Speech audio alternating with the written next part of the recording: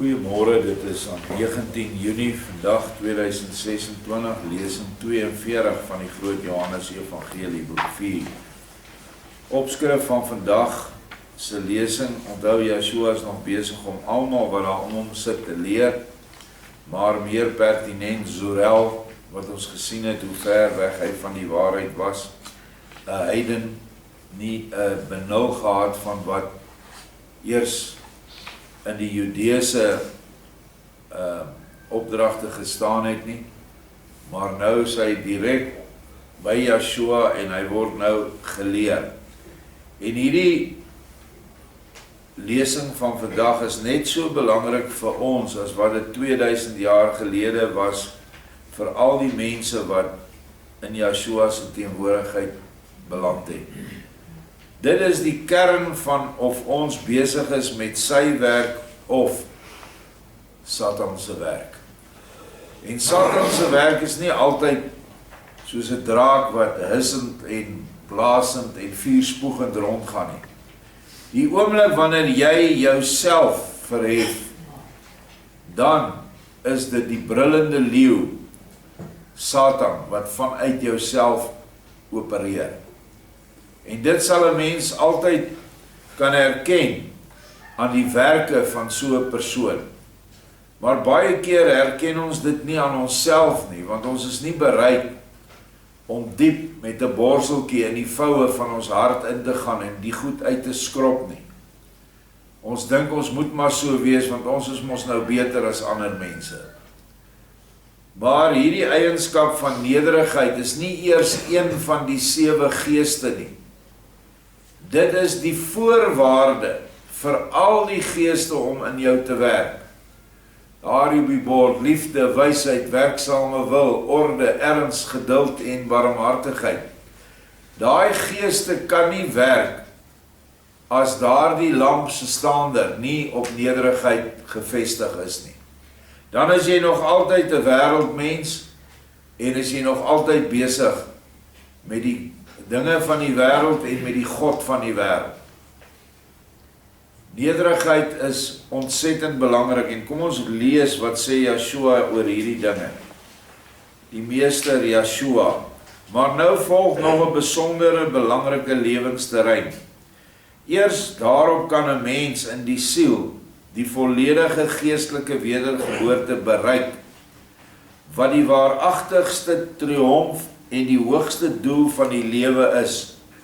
Hierdie terrein staan lynreg in teenstelling met trots en hoogmoed en heet nederigheid.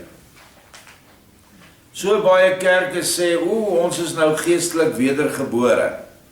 As jy nou een of ander goed kan doen wat hulle vir jou geleer het om te doen, dan is jy nou wedergebore. En as jy nou nie daai goed kan doen nie, dan laat hulle jou so sleg voel, want jy is nou nie wedergebore nie. Nee, wedergeboorte is wanneer jou innerlike siel en gees verenig, soos wat ons nou in die vorige lesings nou goed behandel het. Dat eers wanneer die siel met lig beskyn word vanaf die gees, kan daardie siel lig word. Maar as die siel sluiers om haar het, dinge wat duister is, kan die lig van die gees nie by haar uitkom nie. En kan wedergeboorte nooit plaasvind nie. En nederigheid is een van die, of die gebrek aan nederigheid, is een van die grootste redes hoekom siele nie verlig of belig kan word nie. Want jy word nie van buite af belig nie, jy word van binne af belig. Yeshua kom en hy sê die koninkryk is in julle. Nie, soek dit nie in die woestyn nie, soek dit nie in 'n plek anders of in 'n kerk of in 'n organisasie nie. Die koninkryk is in ons. Moet dit nooit vergeet nie. In elke siel is daar altyd 'n gevoel van eie waarde en eersug, wat by die kleinste geleentheid en aanleiding, maar al te gou ontvlam tot 'n alles vernietigende onbeheerste toorn. Toorn is woede, wat nie eerder te doof of volledig te blus is, voordat hy die slagoffers wat hom beledig het, verteer het nie. Deur hierdie vreeslike drif word die siel egter so ontwrig en vol materie, dat sy nog baie ongeskikter word vir 'n innerlike geestelike vervolmaking, as wat die gloeiende sand van die groot Afrika woestyn geskik is vir die stil van jou dors. En dit is wanneer iemand jou baie te nakom, iets verskrikliks aan jou doen, of dit nou fisiese skade is, en of dit skade aan jou karakter is, of wat ook al. In elke mens is daar daai klein stukkie eersig wat sê, jy praat nie so van my nie. Jy sê nie dit vir my nie. Ek sal jou dit en dit doen, en dan ontvlam jy in woede en toorn vir hierdie persoon, en jy doen alles wat jy kan om daai persoon te vernietig of te trap. Dit is nie hoe nederigheid werk nie. Ons het in die vorige lesing gister gelees, dat eers wanneer jy jouself kan sê, niemand kan meer iets aan my doen, om my te laat kwaad word, so te voel dat ek jou nek wil omdraai nie. Eers wanneer jy daai punt bereik het jy eers gereed geraak, om in sy koninkryk in te gaan. En as ons dit as 'n norm moet gebruik, en ons kan, want hy is die woord wat vlees geword het, wat hy praat, dan kom ons agter hoe min mense eintlik gered word, of gered kan word. Want met hierdie hoogmoedige houding wat meeste mense het, en veral kerkmense, gaan jy nie by daai nou poort in nie. Want die nou poort is nog baie laag ook, en jy moet diep buig om daar deur te gaan. Om te buig beteken om nederig te word, en dan sy leer uit te oefen na jou medemense om jou, vanuit daai nederigheid. Vers 3, deur die drif van miserabele hoogmoed, word die siel uiteindelik self soos gloeiende woestynsand, waarop selfs die armsaligste mosplantjie nie kan groei nie. Laat staan nog 'n sappiger en geseënde plant. So gaan dit ook met die siel van 'n hoogmoedige wese. Haar wille vuur verseng en verbrand en vernietig grondig al die edele, goeie en ware van die lewe, en 1000-maal duisende jare sal verstryk, alvorens Afrika se sandwoestyn haarself sal herskep in vriendelike en van seën oorvloeiende velde. Daaroorheen sal al die waters van die see nog talle kere moet spoel. Nou vergelyk hy so siel, wat in steede van dat ons siele vrugbare grond moet wees. In Yeshua se bergpredikasie praat hy van dat ons siele vrugbare grond moet wees, waarop allerhande vrugtebome kan gedei, skaduwee gee en vrugte gee.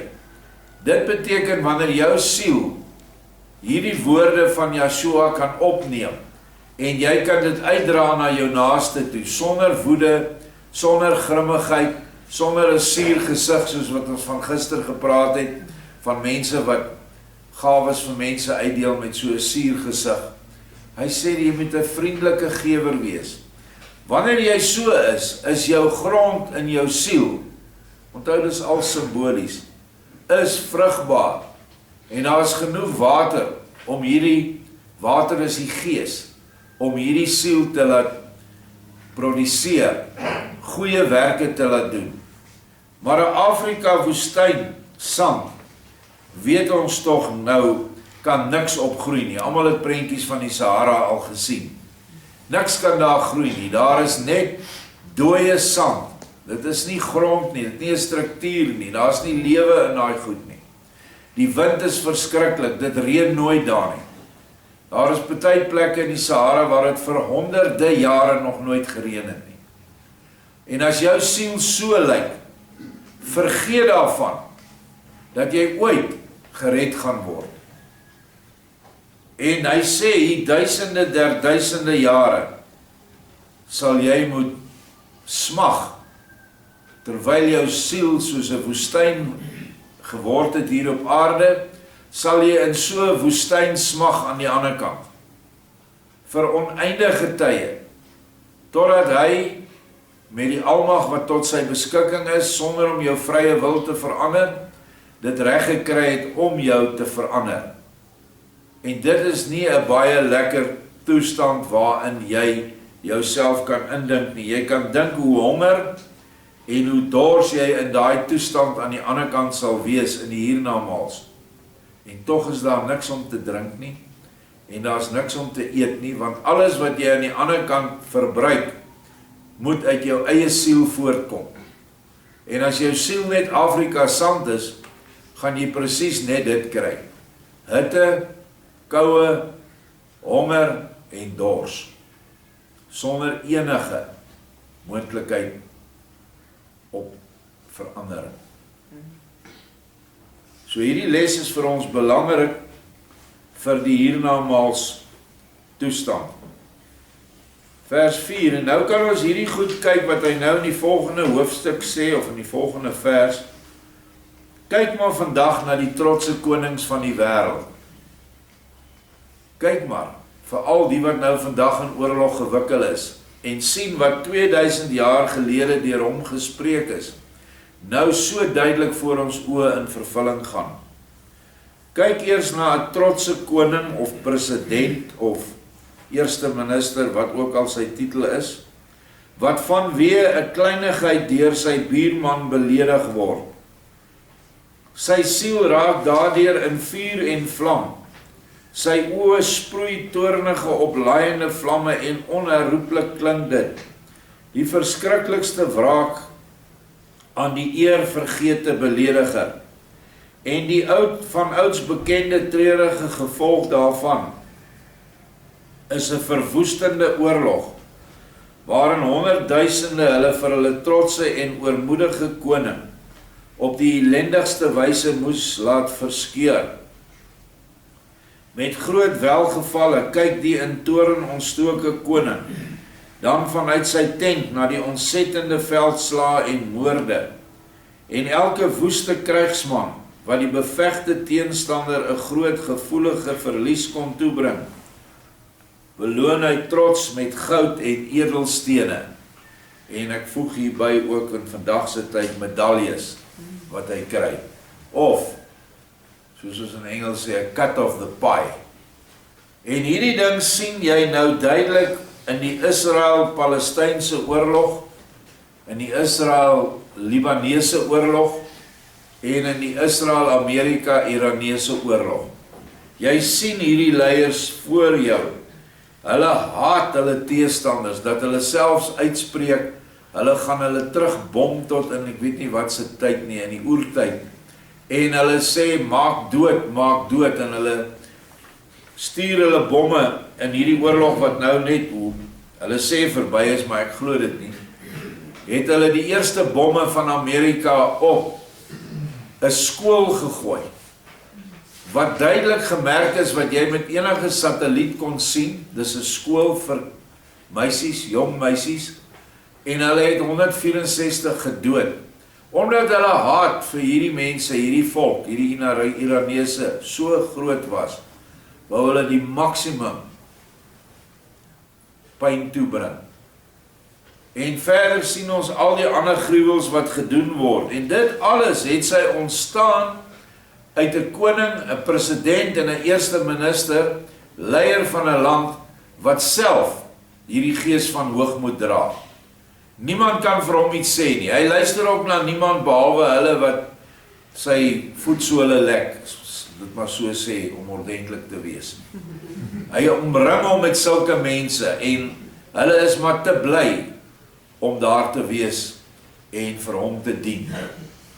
En die hele volk ly daaronder, jou en my kinders, die volk se kinders moet gaan om te veg, hulle word doodgemaak, maar die leiers het allerhande verskonings en doktersvoorskrifte, dat hulle en hulle kinders nooit na die oorlog toe gaan.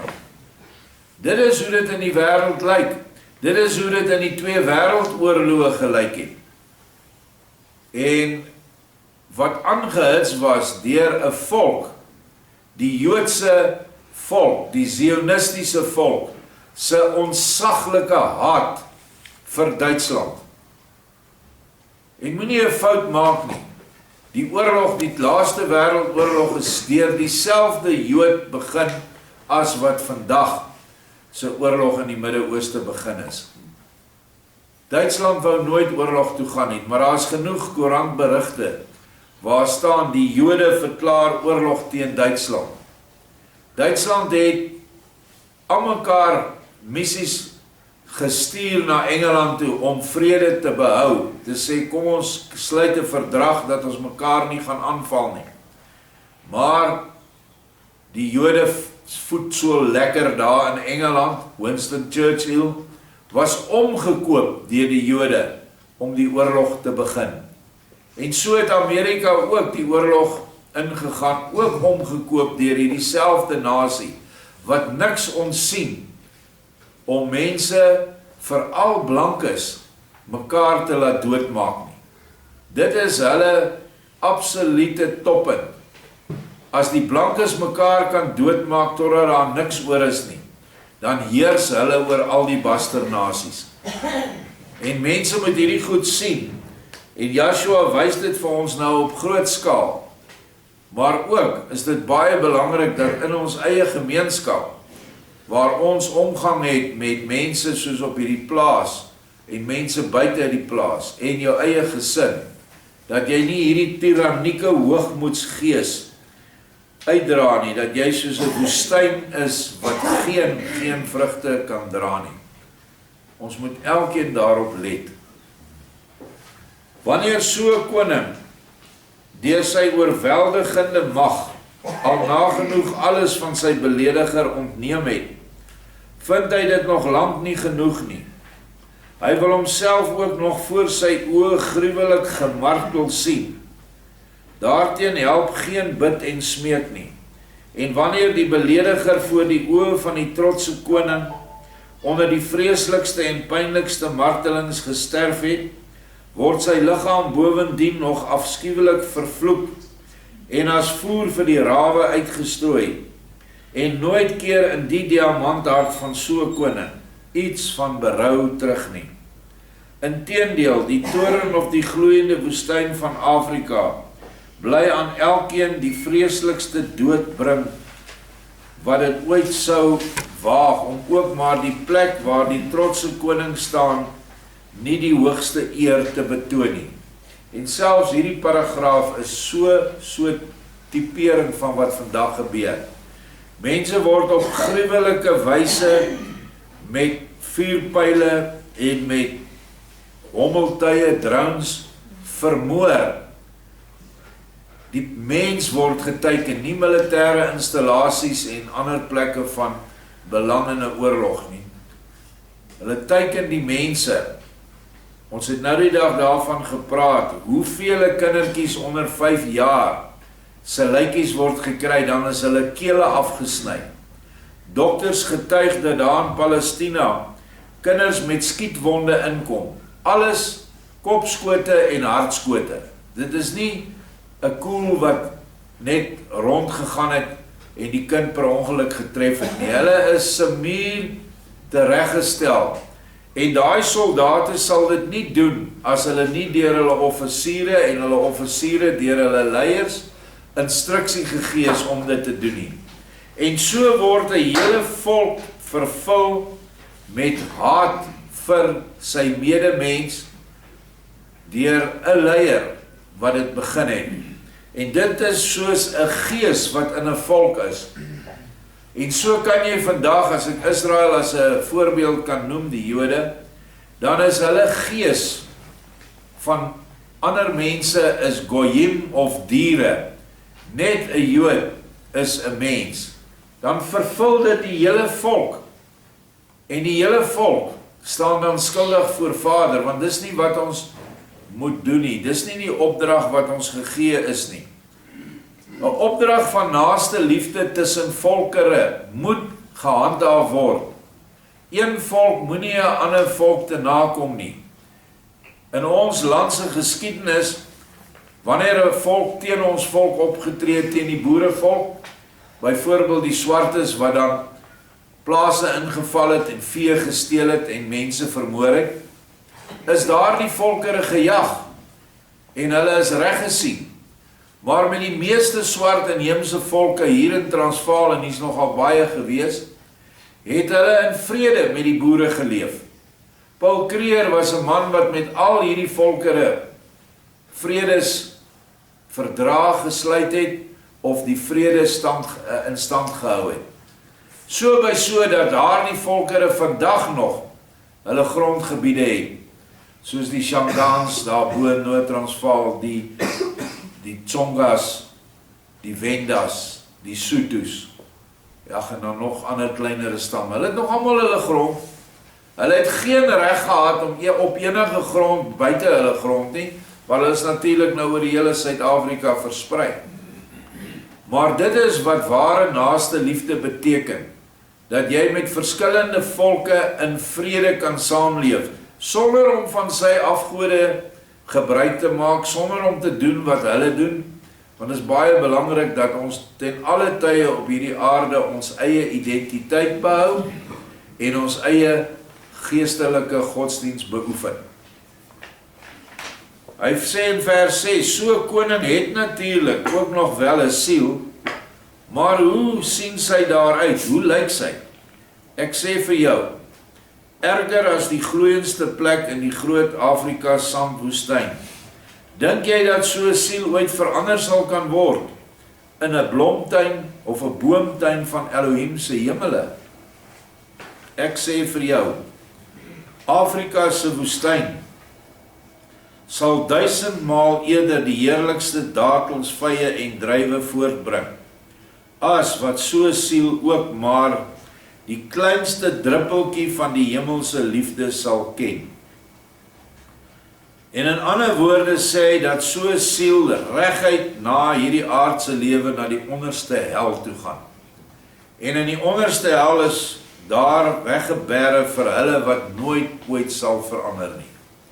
En dis verskriklik om te dink aan so ewige straf. Maar dit is die gevolge van hoogmoed. Dit begin klein en hoe meer mag verleen word, hoe groter word dit. En nou mag niemand teen jou staan nie. In Amerika en in Engeland is dit nou al so, dat sou jy die dade van die president of die eerste minister in die openbaar op Twitter of Facebook of een van daai plekke, hulle gruwels lys en kritiseer, dan gaan dit gepaard gaande met straf. En dit is besig om nou in wetgewing ingeskryf te word. So dit sal nie meer lank weg bly nie. So hoogmoedige leier verwag of vereis geen kritiek nie. Jy mag niks wat hy doen, mag jy sê, dis verkeerd nie. Niks. En dan gaan hulle nou kamsdag nog deur as Christene. En die ergste van alles, die grootste deel van die Christendom glo hulle is Christene. Terwyl Christus of Christen beteken eintlik volgeling van die ware Messias, die ware Christus. En hier lees ons vanoggend sy leer. En as 'n mens so is, soos wat hierdie leiers hier beskryf word, dan kan hy nooit 'n Christen wees nie, want nederigheid is die voorwaarde vir die werking van die Gees. En dit wys jy net ook hoe verdwaal die hele Christendom op die wêreld is. Om nie eers te praat van hulle aanhoudende ding wat hulle sê, as julle vir Israel goed is, dan is dit reg vir God. Om God te vind, moet jy vir Israel goed wees. En mag jy hulle nooit kritiseer nie. Wat 'n totale klomp nonsens. Vers 7, vermy daarom julle almal, voor alles die hoogmoed, want niks ter wêreld verwoes die siel meer, as skuimbekkende hoogmoed en trots nie. Die begeleier daarvan is 'n voortdurende dors na wraak. soos wat die ewige en onstilbare dors na reën, die voortdurende begeleier is van Afrika se groot gloeiende sandwoestyn, en ook alle diere wat voet op hierdie bodem sit, word maar al te gou deur dieselfde plaag getuister, en dit is 'n onstilbare dors, soos wat die bediendes van iemand wat trots is, uiteindelik ook self verskriklik trots en wraaksugtig word. Want wie dienste verleen aan 'n trotse persoon, moet uiteindelik ook self trots word. Hoe sou hy anders die een wat trots is kon dien? En jy sien dit duidelik in organisasies. Die mees duidelikste in ons land is die regerende party wat oor ons is. Al hulle ou dienskneggies wat nou ondertoe is, het almal daai selfde trotse, hoogmoedige gees wat hulle leier Ramaphosa vandag het. Kyk maar na hulle almal. Jy kan hulle niks vertel nie. Hulle is soos 'n sandwoestyn in Afrika. En ongelukkig moet ons aan die punt staan waar hulle ons nou regeer. Gaan maar na enige staatsdepartement en probeer iets daar kry sonder om hulle om te koop. Jy kry niks reg nie. Alles gaan gepaard gaande in sy hoogmoed moet hy met jou so verneder dat jy hom betaal om die werk te doen waarvoor hy in elk geval geld kry. Gaan na kerkorganisasies waar so 'n hoogmoedige duiwel aan die hoof is, of die prediker is. Al sy personeel het daai selfde gees. Net soos wat Joshua sê, die bediendes word net so hoogmoedig soos die baas. En dit is waar, jy sien hierdie dinge in die praktyk. En alles word nou vir ons gegee, sodat ons dit met alles wat ons het sal vermy, en dat ons nie so sal word nie.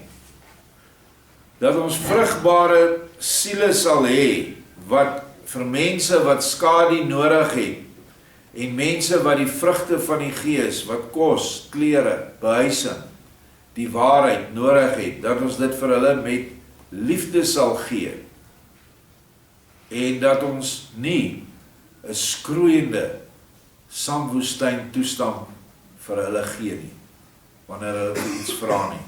Gister was die lesing oor hoe om te gee, 'n baie insiggewende lesing. Die volgende hoofstuk is opvoeding tot nederigheid. Natuurlik kom hierdie goed nie self nie. Ons moet 'n opvoeding kry. En nie almal van ons het daardie opvoeding gekry nie. Dit is ongelukkig so, want dit het verlore gegaan in die vorige geslagte.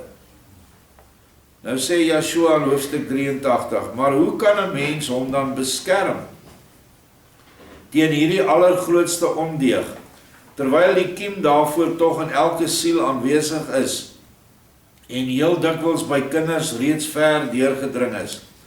Dit is net deur nederigheid moontlik. En juist ter voortdurende beteling van hoogmoed, is daar op hierdie aarde onder die mense soveel meer armoede as rykdom. Plaas by wyse van proefneming 'n koningskroon op 'n arm bedelaar se kop. Dan sal jy al gou merk dat sy vroeëre nederigheid en geduld vinniger as blits verdwyn. Daarom is dit goed dat daar maar weinig konings en baie deemoedige bedelaars is. Elke siel het 'n hoogheidsgevoel wat volgens Elohim se idee en wil uit hom geërf is. Die bestaan van hierdie hoogheidsgevoel kan mens goed aflei uit die skaamtegevoel van kinders. Die skaamtegevoel van kinders is 'n gewaarwording van die siel, 'n gevoel wat op 'n gegeewe oomblik by haar opkom. Hierdie gevoel manifesteer woordeloos die ontevredenheid van die siel wat tog iets geesteliks is, oor die feit dat sy haar bekleed sien met 'n plomp en onhandelbare liggaam, waarvan dan sy sonder pyn nie kan wegkom nie.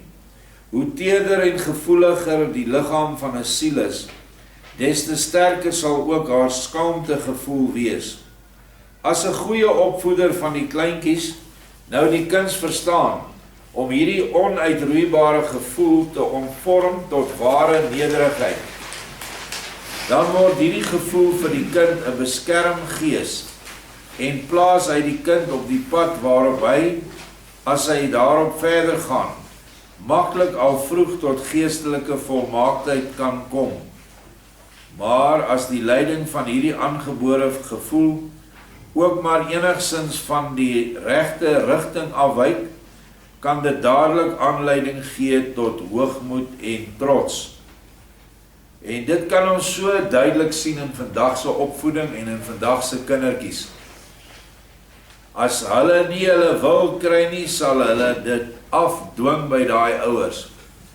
Hy gooi 'n vloermoer of 'n tantrum in Engels, en daai arme ouer kan hom nie genoeg troos en smeek asseblief hou op nie. Ek het dit al gesien dat hulle in supermarkte ingaan en dan keer hulle stellasies goed om in daai winkel. Hulle verwoes die goed omdat hulle ma gesê het, jy kan nie nou daai ding kry nie. Daar's nie nou geld daarvoor nie, of is nie nou tyd vir dit nie. So ons sien hierdie dinge, ook maar op die plaas, sien ons dit net op 'n baie, kan ons maar sê, meer aardse vorm, want ons het nie rykdom hier nie. Om die skaamtegevoel te omvorm tot sogenaamde kinderlike eersig is heeltemal verkeerd, want dan begin 'n kind dadelik dink dat hy beter is as 'n ander. Hy word gou beledig en geraak en ween bitter trane daaroor. Met hierdie gehuil gee hy helder en duidelik te kenne dat hy deur iemand in sy eer gekrenk is. As swak en kortsigtige ouers dan probeer om die beledigde kind te kalmeer, deur die belediger van die kind, ook al is dit slegs vir die skyn, tot verantwoording te roep en straf te gee, het hulle reeds by die kind die eerste kiem gelê van die stil van die dors na wraak. Sou die ouers hulle kind altyd op hierdie wyse kalmeer, sal dit dikwels tot gevolg hê dat hy sowel vir hulle as vir baie ander mense 'n duiwel sal word. Maar as die ouers verstandig is en die kind vroegtydig al voortdurend wys op die grotere waarde in ander mense en kinders, en so die geskaamte gevoel ombuig tot ware nederigheid, sal hulle van hulle kinders engele maak, wat later as egte lewensvoorbeelde die ander met hulle lig sal voorgaan, as stralende sterre in die nag van die aardse lewe, en wat hulle sal verkoop met hulle sagmoedigheid en geduld. Hier is nou regtig 'n bek vol gesê oor kinderopvoeding. En ek moet vandag sê dat ek wel hierdie laasgenoemde sien by van ons gemeentemense wanneer hulle hier kom met hulle kinders. Jy kan sien, dit straal uit daai kinders uit, sagmoedigheid, geduld en respek vir hulle medemens en vir ander kinders. Hulle sal nooit ander kinders seermaak of boelie nie. Hulle sal nooit ander groot mense, sal hulle met sonder respek benader nie. Hulle sal nooit disrespek toon nie. Want in die huis was die regte gebooie geleer, eer jou vader en jou moeder. Wat beteken, as jy hulle kan eer en respekteer, sal jy jou onderwysers respekteer, jy sal jou ma en pa se vriende respekteer, en jy sal ook jou medekinders op die skool se speelgrond of in die klas ook respekteer. Maar wanneer ons hierdie kinders te vroeg, en ek het in die vorige lesing gepraat van die gruwel van skoonheidskompetisies vir kinders onder 5 jaar of 5 jaar en op. Maar die seentjies gaan dit nie veel beter nie. Die seentjies kry almal swaarde en nagemaakte pistole en gewere, en hulle word geleer hoe om hulle self te verdedig met judo en karate en ek weet nie wat so goed alles nie. En so word so 'n kind geleer dat niemand gaan jou slaan nie. Jy slaan hom terug of jy slaan eerste. Dit is alles goed om jouself te kan verdedig. Ek het nie 'n probleem daarmee nie. Maar wanneer die kind se gees daardeur omvorm word tot iemand wat jy nie tot verantwoording meer kan roep nie en wat altyd eerste wil beklei, so 'n persoon se pad loop gewoonlik uit in tronkstraf. Indien nie, nog erger. Right, die doodstraf is nou nie meer hier nie, maar kom ons sê lewenslang.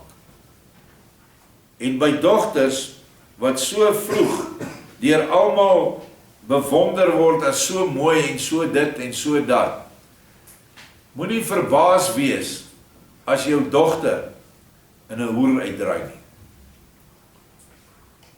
Ons het die geval gesien al in ons lewe, ek en my vrou, waar kinders, veral dogters, nie in die bek geruk word oor hulle gedrag nie, waar hulle allerhande uitlokkende klere dra en die ma in die huis het groot vreugde daarin dat hulle dogters hulle vertoon. En wat gebeur uiteindelik met so 'n dogter? Hulle beland in die walglikste tipe verhouding wat jy jou kan indink met 'n ander ras. En daar het jy jou kind vir ewig verloor omdat jy nie bereid was in die huis om 'n ferm hand oor jou kinders te hou nie. So wat Joshua vir ons hier sê is 'n ferm hand in liefde om daardie skaamte gevoel te verander in nederigheid. Want as jy nederig is, sal hierdie dinge nie na jou toe kom nie, want jy sal van dit af wegvlug.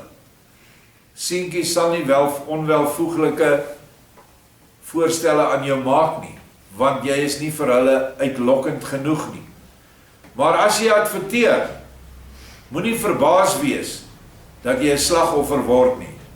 En nou gaan al die vrouens wat hierdie women's lips is, gaan vir my nou aanvat daaroor. Maar dit is tog logies. Ek sê nie dit is reg dat die seuns dit doen nie, maar seuns is seuns, mans is mans, hulle gaan dit doen. Want hulle is ook verkeerd opgevoed. Hulle het ook nie nederigheid en respek geleer vir die teenoorgestelde geslag nie. Daarom moet elkeen probeer om hom te weerhou van om in 'n toestand te kom. En as jy nie die opvoeding gehad het nie, kan jy nou begin. Al is jy al 'n groot vrou of 'n groot man. Moenie jou siel verander in 'n Afrika woestyn nie. Maar omdat kinders slegs selde so 'n opvoeding kry waardeur hulle gees en hulle siel gewek sou word, moet die volwasse tot suiwerder insig gekome mens voor alles daarvoor sorg dat hy sy uiterste bes sal doen om tot ware en werklike nederigheid te kom. Solank hy nie die laaste reste van hoogmoedigheid in homself uitgeroei het nie, kan hy nog in die hiernamaals oorgang tot 'n volledige voltooiing van die suiwer geestelike hemelse lewe.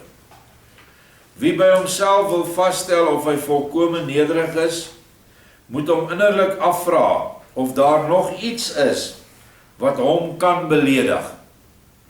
Of hy sy ergste beledigers en vervolgers maklik van ganse harte sal kan vergewe en aan diegene goed kan doen wat hom kwaad aangedoen het. Of hy so nou en dan nie enige verlange voel na wêreldse glorie nie, en of hy dit selfs aangenaam vind om hom die minste onder die minstes te voel en om enige een in alles te kan dien. Wie dit alles sonder verdriet en weemoed kan, is reeds hier iemand wat tuis hoort in die hoogste hemele van Elohim. En hy sal dit ewiglik bly, want deur so 'n ware nederigheid word nie alleen sy siel heeltemal een met haar gees nie, maar ook die grootste deel van sy liggaam. So wanneer siel en gees een word, word die liggaam ook een ingetrek en word die liggaam daardeur gesuiwer. Die brein, die ander sintuie wat jy het, word alles onder hierdie nederigheidsgevoel geplaas. En dan kan jy amper nie meer sondig nie. Daarom sal so 'n mens ook nooit die dood van die liggaam voel en smaak nie, Omdat die hele eteriese deel van die liggaam, die deel wat eintlik die natuurlik lewende is, reeds hier, saam met die siel en haar gees onsterflik geword het. So die senuwees van die liggaam en al die emosies het nou een geword met die siel, en dit is als goddelike emosies. En nou hoef jy 'n dood nie te vrees nie. Deur die fisiese dood word slegs die gevoel en lewelose skadugedeelte van die siel losgemaak. Daarvan kan die siel geen angs en geen verdere pyn meer ondervind nie, omdat alles wat in die liggaam gevoel het en dus lewend is, homself reeds lankal verenig het met die siel. Daarom kan so 'n volledig gevormde mens van die afval en van die tog al gevoellose en dus dooie uiterlike skadewee dan ook net so min voel as wanneer 'n mens tydens sy ten volle natuurlike lewe sy hare knip of die naels waar dit te lank geword het, of wanneer 'n velskoufer afval wat hom hier en daar van die tog al gevoellose opperheid van die liggaam losmaak. Wat aan 'n liggaam nooit enige gevoel gehad het nie, kan ook geen gevoel hê wanneer die siel die liggaam volledig verlaat nie, omdat al die gevoelige en lewende van die liggaam hulle alreeds vooraf heeltemal met die siel verenig het en nou een wese daarmee vorm wat nooit daarvan geskei kan word nie. Nou sien julle wat ware nederigheid is en wat dit doen. Lê julle in die vervolg dus op hierdie deug toe. Wie dit wat ek nou vir julle gesê het getrou navolg, sal by hom self konstateer dat hierdie eenvoudig te verstaane woorde, hoewel dit alles gegee is sonder enige oratoriese nikszeggende verfraaiing, nie afkomstig is van 'n mens nie, maar van Elohim God. En wie daarvolgens leef en handel, wandel op die goeie weg na die ware innerlike geestelike voltooiing van die lewe. Hy praat met Zorel, maar sê jy nou vir my, of ook dit alles vir jou heeltemal duidelik en verstaanbaar geword het. En dit is die wonder van Yeshua se woorde. Dit is nie hierdie oratoriese verfraaide woord wat ons kry nie. Dit is reguit eenvoudig in Afrikaans op die man af. Ek weet nie of van julle al van hierdie boeke van hierdie groot leraars al gelees het nie. Hierdie hermeneutiese meesters. Jy kan niks van daai goed verstaan nie. Daar's woorde daarin wat nog nooit in die Afrikaanse woordeskat gebruik is. En dit is maar net om sy eie hoogmoed te bevredig. Yeshua gee vir ons woorde reguit en op die man af. Jy kan hierdie stuk nou maar weer gaan lees en jy gaan net nog meer daaruit kry. En dit is so belangrik dat ons hierdie eienskap van ons geloofslewe onder die knie kry. Want soos julle gesien het, sonder dit is daar vir jou geen hoop nie. En daar is niemand anders wat dit vir jou kan doen nie. Niemand anders te kan jou nederig bid nie. Jy moet dit self wil. En dan sal jy die krag van Vader kry om voort te gaan. Maar hoogmoed is die dood van alle geestelike lewe.